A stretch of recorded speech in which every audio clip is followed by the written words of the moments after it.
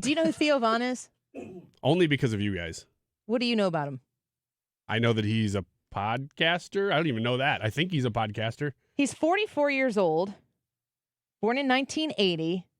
I think he's an incredibly interesting dude. And I feel like I know him from somewhere. Like I tried to like research him and I like, did I go to college with him or something? Like there's something about him that seems super relatable and I've never really been able to place it. So maybe I just knew somebody like him. His name is Theodore Kapitani von Kurnatowski III. Ah, number 1 and 2 were taken, huh? That's the name you get that by not nature but nurture makes you a funny person. I don't know. Hans von Spakovsky's a name that really sticks too. He's not at the third. But you're right, he's not a third. He might be. We don't know. I think he's like, isn't he royalty somewhere or something? I mean, I assume. I mean, on the Annie Frey show, obviously. All right, clearly. Theo is an American stand-up comedian, podcaster, actor, and former reality television personality. And his podcast, which I've watched many times, I watched a full Tucker Carlson podcast with him, which I think was over 2 hours. I watched the whole thing. Is he that interesting? Yes. Does he have a mullet? Yes. Is he like just a bro? Is this 20 questions? No, this is just 3. Is he just a bro? What do you mean by that? Does he come off as the everyman? I feel like every friend group has a Theo Von, but he's the best Theo Von. Okay. Is that fair? You want to be around him. You want to hear what he says next. Because, yeah, I know that guy. Because he's... I think I might be that guy. No? When he speaks, first of all, he says things in situations that people don't normally say. And he says them in ways that people don't normally say them. But I'm going to play some clips here from this interview with Donald Trump. And it's from his YouTube channel. And I am imploring you to spend the hour to go watch the full video of his conversation with Trump. Because there are, if Donald Trump came in here, which he's totally welcome to do, to have a conversation with us, I would handle myself in a particular kind of way. Yeah. Theo Von doesn't have that compulsion. He's Theo Von. And it's not bad, but it kind of like, I was leaning into it, being like, how's Donald Trump going to handle this? He calls him Donald. He calls him homie. He makes jokes throughout the course of, he also has gives off this aura of being nervous. It's almost like Zach Galifianakis in Between Two Ferns in a way, but it's for real and it's genuine. I'm pretty certain. And the conversation was great. We have some like our biggest fans on the Annie Frey show who show up every day in the YouTube chat. They don't like Trump, but they love us and we love them and their help with the algorithm. They were like slamming the Theo Von conversation with Trump. I hadn't brought it up. Maybe somebody else brought it up, but they were slamming it like, oh, what, more conversations with Donald Trump and Theo Von about cocaine use? Is that what the kind of conversation you want Kamala Harris to participate in? And it's like Kamala Harris was on, what was it, The Breakfast Club or something like that, bragging about, did you smoke weed? Yeah, I smoked weed. And I inhaled. Like, oh, okay. Like, oh, did you inhale? Just, seems important for you that we know that. Got it. In this interview, Theo Von, who has talked many times about having addiction problems, alcoholism, cocaine, like hardcore stuff, gone through some things. He talks about it as a podcaster. This is what people do on podcasts, is they are super open and genuine most of the time. Sometimes it's a ruse. And Donald Trump famously has never had a sip of alcohol, doesn't smoke, hasn't done drugs, doesn't have any experience with that. He's just a super clean guy in that realm. And so one of the things that were discussed there, I find it interesting that we have a conversation about drug usage, alcohol abuse, something that every American knows somebody who struggles with this issue if they don't struggle with it themselves. It's incredibly common. And Donald Trump's attentiveness to Theo Von while he's talking about it, and also him talking about his brother Fred, who he's talked multiple times. He said his brother was much older, struggled with these issues, and his brother said, don't do it. Don't drink alcohol. Don't smoke. Don't do drugs. Don't do it. And Donald listened to Fred and didn't do it. Yeah, Donald Trump, Don Jr. actually said it was one of the only things that his dad told him consistently. He goes, listen, whatever you're going to go out and do tonight when you're a teenager, 20s, whatever, don't do drugs and don't drink. Yeah. Have fun. Don't do drugs. And I don't know, personally, I don't know if Donald Trump's kids abide by I don't either. his prudeness on those issues, but Donald Trump certainly has. Yeah.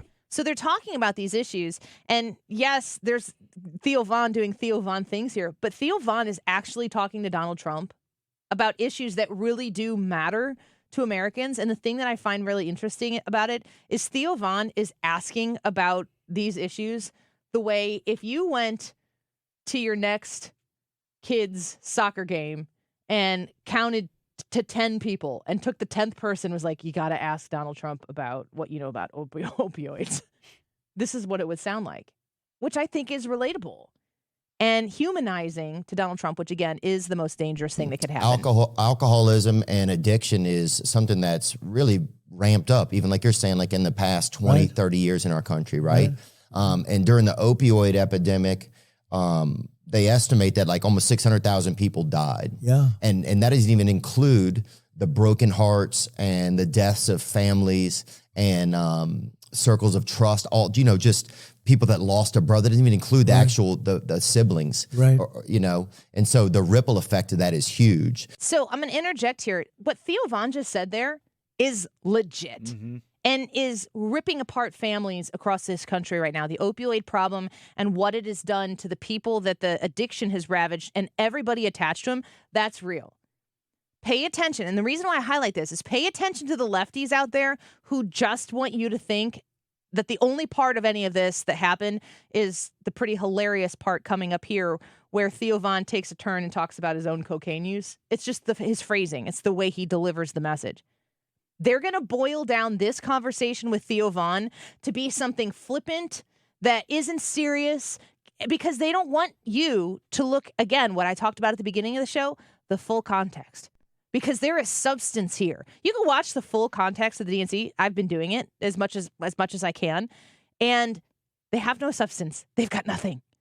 Theo Von has more substance in his conversation with Donald Trump here than the entire DNC put together. And there's that Sackler family that pretty much got away with it. They had a financial slap on the wrist, but we're one of the only countries that allows drug advertisements and pharmaceutical companies to advertise on television. Like, what do you think are things that you can do to help curtail that when you get into office? So, well, we did a great job. Does that make sense or not? Yes, that question? It does make sense. And we had committees, blue ribbon committees in certain cases, but committees that would meet. The big problem we have is, fentanyl is probably the biggest. Opioid is bad. Opioid is bad too. Yeah. I think that's bad because everyone thinks, in many cases, they think they're going to do away with pain. And literally the time is so short. If you take it for like 2 weeks, you're almost addicted to it. It's incredible when you well, all of that is horrible. But how why do we allow how that did you get addicted? How did... No, I would just do cocaine. That was really, So not just, That's down and dirty, right? Yeah, and it was, But you don't anymore? No, I don't do it anymore, man, and I'm not doing it. Is it too much? Too much to handle? Some of the stuff started to get a real rattle in it, too. I don't know where we were even getting it from in this country, but it started to make me feel like I was a mechanic or something. So the thing you go back to then is alcohol for the most part. Right, yeah, but what I want probably is cocaine, but I know that if I have a drink, then it'll be like, okay, well, I had a drink, then I can do this. Is cocaine a stronger up? Yeah. Cocaine So you're way up with cocaine more than anything else you can think of. Cocaine will turn you into a damn owl, homie. You know what I'm saying? Yeah. You'll be out on your own porch, and you'll be your own street lamp. You're freaking... And is that a good feeling? Well, no, it's horrible. A miserable feeling. But you do it anyway, just like the guy you're saying with the scotch. Like you knew it was bad. but you still. So it's not even good during what would be normally the good time. In other words, oh wow. So why would you do it? I wouldn't. That's why I don't. Yeah, that's terrible. But it's crazy because that's what alcoholism is. I think it's that it trumps the why. Yeah. It doesn't, and it just you don't, and you just go to. It's like so. That's why they say that it's cunning, baffling, and powerful. That's what they say about alcoholism, and it is. It's Which is a bigger problem in our country, would you say? Opioids. Bigger than alcohol. Oh, for sure. I think that's one of the biggest problems. And compare that to fentanyl. Oh yeah, well that's the problem is people are making fake opioids because they can't afford real ones, or they're just getting them off the street, and then they put fentanyl in them. Yeah. Fentanyl's like laced into everything now. It's horrible. It's horrible. Yeah, they found some in a baby rattle somewhere. I think I don't even know where that was. Oh man, when you pay attention to this, pay attention to the people who pull out of that Theo Von clip with Donald Trump, just the part where he says, when you do cocaine, you'll be out on your front porch like an owl, or whatever he says. He says, you'll be your own street lamp. That's the clip. And Donald Trump is like, wow. They are trying to dumb down this conversation. They're doing this to Theo Von. And Theo Von's a smart guy. I understand he seems super accessible, super down to earth. He knows what he's doing. He is a smart man. He is very much himself and true to himself in this conversation. But that was a good conversation about the opioid crisis. And when you listen to what happens in that conversation, it starts with Theo Von asking Donald Trump, what are you going to do about this? We've got drug companies marketing to people, and then, we're the only country who does that. You can think that's a problem. I think it's weird, honestly, that it always says, ask your doctor about ABCYZ, whatever it is. And I'm like, shouldn't my doctor be saying, you should do that? And then, of course, the doctor says you should do that, and then your insurance says, no, you should do this. Yeah. That's a whole different problem. But what Theo Von does is he actually says, this is a problem. President Trump, if you get into office, what are you going to do about it? And they start to have this conversation. And Donald Trump starts asking Theo Von about Theo Von, and something that is incredibly personal to Theo Von. And when Theo Von starts talking about it, he is wide open and honest about it. And then in that conversation, Donald Trump asks Theo Von, a cocaine addict who's in recovery, as he talked about in there, and an alcoholic, what do you think is the worst thing in this country? And Theo Von says, without pause, opioids. That seemed to be an answer that Donald Trump didn't initially expect. And instead of correcting Theo Von, he asks him a follow-up question and says, can you compare that to fentanyl? And then it turns out they're part of the same problem, that the opioid problem in our country is so big that fentanyl is being brought in to make fake opioids, fake narcotics, or whatever it is that they're doing to try to get the same hit for less money. And this is part of the problem. And this is a conversation that came from Theo Von sitting down and Donald Trump listening and actually asking questions of Theo Von about his personal experience. But the rubes out there, who the worst thing that could happen is you get context. The worst thing that could happen is you spend some of your own time moving a little bit beyond a 15-second clip of Theo Von talking about what it's like to be on cocaine, being an owl or a street lamp out on your own front porch. I mean, in passing, it's amusing because he's saying this in front of a former president of the United States and potentially a future president of the United States. That in and of itself is a moment in time. But it's dismissive of the whole conversation. And I just want you to know, I want you to find these people on your social media timeline and note who they are. Because when they talk about that, they are trying to deceive you. They think you're stupid enough to just take that little clip and dismiss the whole thing because you can't take this guy seriously. Look what he said in front of Donald Trump. But you can't take those people seriously because they know what the full conversation does and they don't want you to watch it. They don't want you to see Donald Trump talking to Theo Von, because watching Donald Trump and Theo Von have this conversation, honestly, on Theo Von's terms, humanizes Donald Trump. So I hadn't heard that before. It's the first time I'd heard it. I didn't know what we were getting into there. Donald Trump tends to suck the oxygen out of a room. He eats up the time. So the interview asks him a question. He just goes and goes and goes and goes. There's nothing No stopping it. periods on any of his sentences. Yeah, and it's kind of a strategy, but it's also just kind of what he does. What I found very fascinating about that is that we just talked about how Trump has not done drugs. He's always said he never did drugs. His kids say that's the number one thing he would tell us: don't do drugs. It seems pretty evident that the guy is not a drug user. He sits down with somebody who is, and he just starts asking questions. So I think that's interesting, and it's a character trait of Donald Trump that he does think he's the smartest guy in the room until all of a sudden he realizes this guy knows more than me. And then he stops. And then he asks questions. And he learns. And he learns. That's what a wise person does. We've been speaking about the Theo Von Donald Trump interview, and I think that these interviews, this and like with the Paul brothers and Aiden Ross, is that right? I don't know anything about him, but I know he's a big deal. No, I don't know anything about any of these people. All of these influencers are making me feel dated and a little bit older. Theo Von is our age, so I'm a little more familiar with him. But the influencer world, the podcaster world, has been embraced by the Trump campaign, and I think they're very smart to do that. They're going into areas that wouldn't traditionally, I don't know, talk about these issues. Maybe they talk about them, but you wouldn't think of them as like hotbeds for political commentary. But Donald Trump is sidestepping an agenda-driven media that hates him, lives and eats and sleeps and breathes to hate him, and it works, because if you go through, I was laying in bed last night reading the YouTube comments on this after I watched the video, and some of the things, especially one of the ones that is in this clip coming up here, when they're talking about what happened to Joe Biden and how he all of a sudden got out of the race. Theo Von, to me, is just very funny. And I think that the thing that is the most funny about him is that it's like, he just says things. He's compelled to say things out loud, and he doesn't really change his presentation in the presence of Trump. And there's something about it that I love, that he doesn't change it, and that Donald Trump is there to endure it. And Trump is good at just sitting down and talking with people. Elon Musk, I mean, we all listened to that one. Yep. Elon Musk is not a good interviewer. No.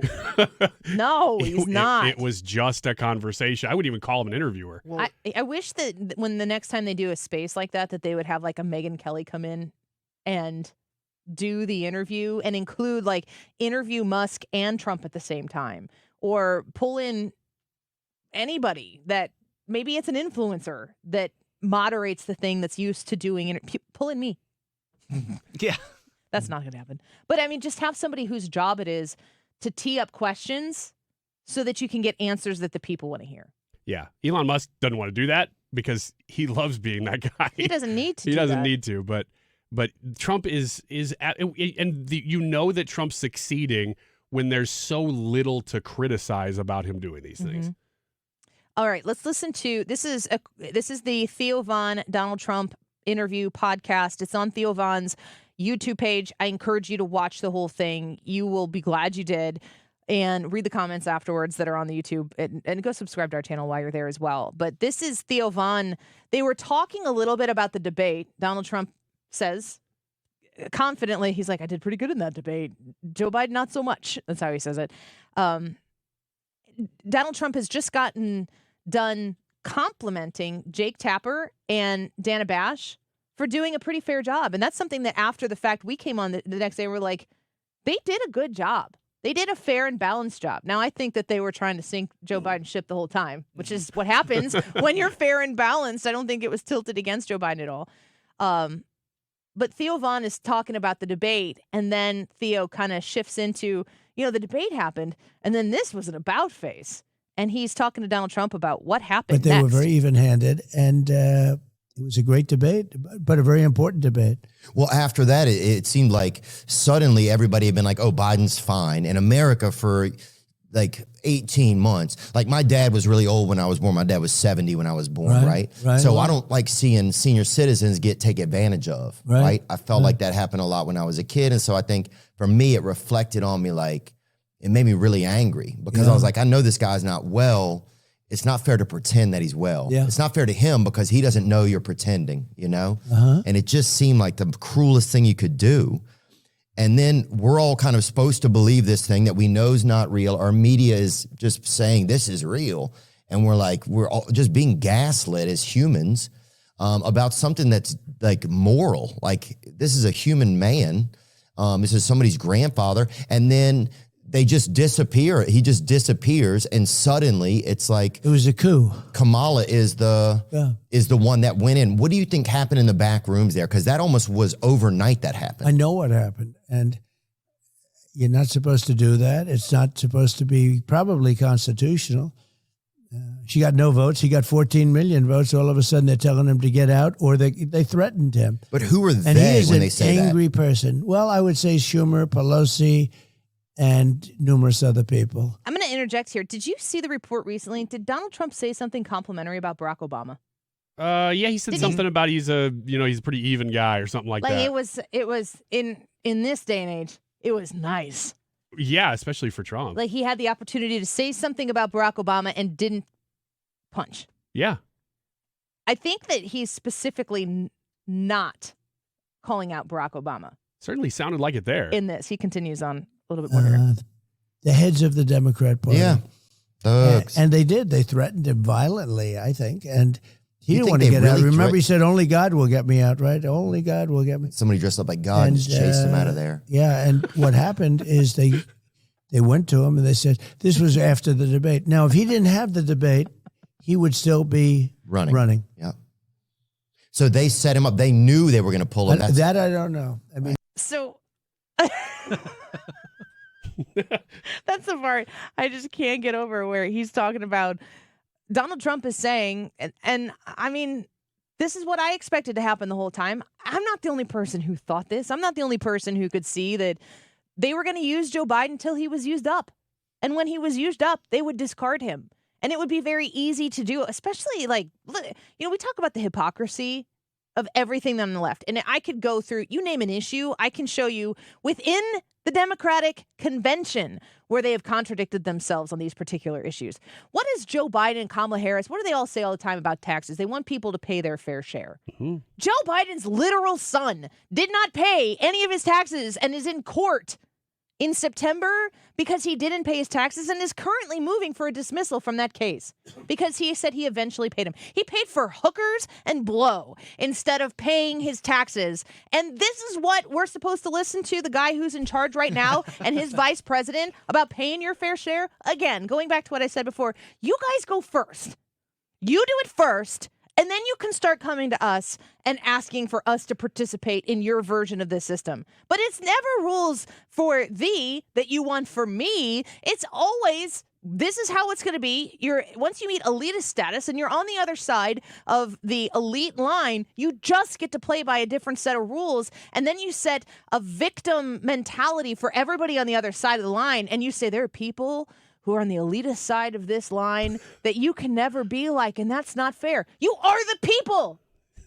Michelle Obama is talking about her mom, who I'm sure was a lovely woman, talking about her mom, saying, they looked suspiciously at people who took more than they need. She's got like 7 homes that are all multi-million-dollar homes. She got like $70 million or something for her book deal. Yeah.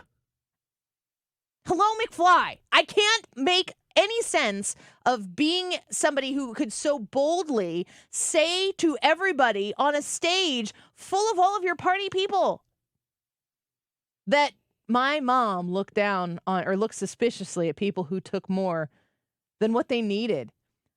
This is not the American dream.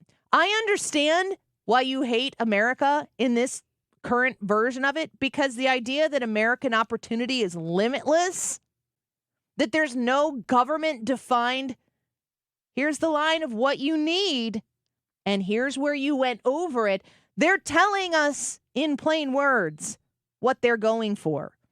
And in this conversation, last night, Kamala Harris was not in the arena.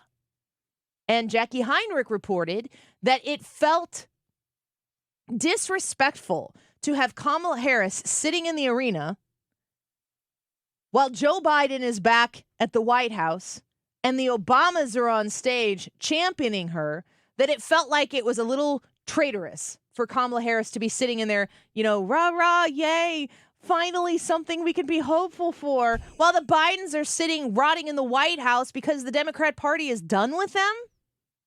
So Kamala Harris went to a swing state and did a rally. That's a report from Jackie Heinrich, and that's what people are saying about it. The Bidens have to be so PO'd, so PO'd. Watching, Michelle Obama's initial speech, like, start out when she first started talking about it, she's like, you could start to feel something in the air, and we haven't felt it for a while, and that thing's called hope. Wow. Really? No hope? Nah, That stinks. Where has it been? As if the incumbency is the guy on the other side of the ticket. Oh, no. I shall say no again. No. The person on your ticket is in office right now. You get 3.5 years of credit for whatever is going on right now. Yes, even the emotions that people are and are not feeling, which includes hope. So if you want change this time, you got to vote for Trump. Let's hear a little bit more from Theo Von and Trump on the coup. Paula is the one that went in. What do you think happened in the back rooms there? Because that almost was overnight that happened. I know what happened, and you're not supposed to do that. It's not supposed to be probably constitutional. She got no votes. He got 14 million votes. All of a sudden, they're telling him to get out, or they threatened him. But who were and they he is when an they say angry that? person. Well, I would say Schumer, Pelosi, and numerous other people. The heads of the Democrat Party. Yeah. Thugs. And they did. They threatened him violently, I think. And he You didn't think want to they get out. really Remember, he said, only God will get me out, right? Only God will get me. Somebody dressed up like God and just chased him out of there. Yeah.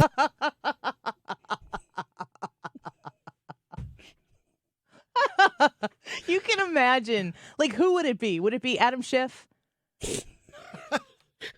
Is it Pete Buttigieg?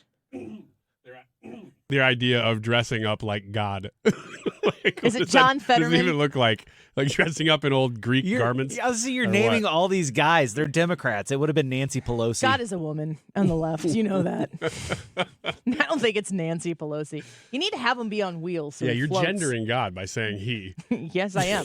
I'm not gendering him. The Bible is. Watch the whole Theo Von interview. You watch the whole Theo Von interview. I want you to watch it and tell me. I mean, it's highly entertaining. I want you to watch it, and then I just want you to just send me the quotes that made you laugh. Okay. Because individually, they're so funny. Theo Von had me cracking up. It's on his YouTube channel. Please go check it out, and happy we could share it with you today.